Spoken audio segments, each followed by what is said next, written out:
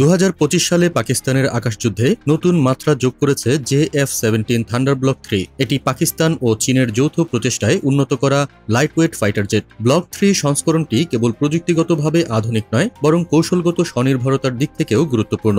সামরিক বিশ্লেষকরা বলছেন, এটি পাকিস্তানের প্রতিরক্ষা সক্ষমতাকে উল্লেখযোগ্যভাবে বৃদ্ধি করবে।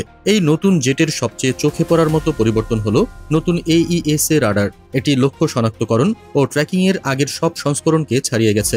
সঙ্গে এসেছে উন্নত ইলেকট্রনিক ওয়ারফেয়ার সিস্টেম ও infrared search and track IRST, যা যুদ্ধক্ষেত্রে পরিস্থিতি বুঝতে সাহায্য করে ও পাইলটকে রক্ষা করে। ককপিটও পুরোপুরি নতুন ডিজাইন করা হয়েছে। বড় হোলোগ্রাফিক হেড আপ ডিসপ্লে ও পূর্ণ ডিজিটাল ইন্টারফেস পাইলটের কাজকে সহজ করে আর যুদ্ধের দক্ষতা বাড়ায়। ছোট ছোট অ্যারোডাইনামিক পরিবর্তন বিমানটিকে আরও চটপটে ও রাডার দেখা কমানো সক্ষম করেছে। অস্ত্রের মধ্যে এসেছে BVR beyond visual range missile, সঠিক লক্ষ্যভিত্তিক অস্ত্র ও আধুনিক এয়ার টু সারফেস ওয়েপন। তাই JF-17 ব্লক 3 এখন একদম মাল্টি রোল প্ল্যাটফর্ম, যা বাতাসে আধিপত্য, ভূমি আক্রমণ ও সামুদ্রিক হামলা সবই করতে পারে। আরেকটি বড় সুবিধা হল helmet mounted display system HMDS।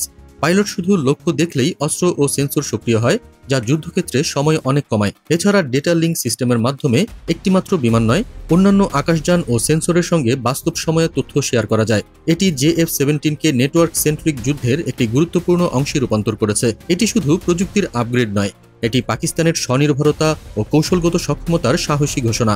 সামরিক বিশ্লেষকরা মনে করছেন, এই জেট হালকা হলেও যে কোনো আকাশযুদ্ধে তার ক্ষমতা এবং ভারসাম্য ধরে রাখতে পারবে। ব্লক 3 সংস্করণে আরও কয়েকটি গুরুত্বপূর্ণ পরিবর্তন এসেছে।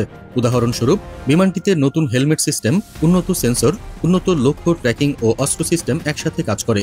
তাই পাইলটের জন্য প্রতিক্রিয়া সময় কমে গেছে আর প্রতিপক্ষের জন্য চ্যালেঞ্জ বেড়ে গেছে। একটি নতুন কৌশলগত দিক হল JF-17 এখন নেটওয়ার্ক সেন্ট্রিক অপারেশনে সক্ষম, অর্থাৎ একাধিক বিমান, জাহাজ বা স্থল ভিত্তিক সেন্সরকে সংযুক্ত করে একসাথে পরিকল্পিত আক্রমণ চালানো সম্ভব। এটি শুধুমাত্র শক্তি দেখানোর জন্য নয়, এটি পাকিস্তানের আঞ্চলিক প্রভাব ও নিরাপত্তার জন্য গুরুত্বপূর্ণ। পাইলটরা জানিয়েছেন, নতুন ককপিট ও HMDS ব্যবহার করে বিমানের নিয়ন্ত্রণ অনেক সহজ হয়ে গেছে। যুদ্ধক্ষেত্রে তাৎক্ষণিক সিদ্ধান্ত নেওয়া সহজ হয়েছে। এভাবে হালকা জেট হলেও যুদ্ধের প্রভাব অনেক বড়।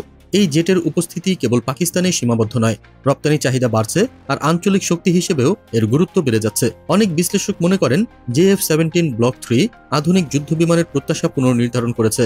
সংক্ষেপে, 2025 সালের JF-17 থান্ডার হল স্বনির্ভর প্রযুক্তি, আধুনিক যুদ্ধ কৌশল আর ব্যয় সাশ্রয়ী ক্ষমতার এক অনন্য সংমিশ্রণ। হালকা কিন্তু শক্তিশালী, বহুমুখী কিন্তু দক্ষ, আকাশে নিজের স্থান প্রতিষ্ঠা করতে প্রস্তুত।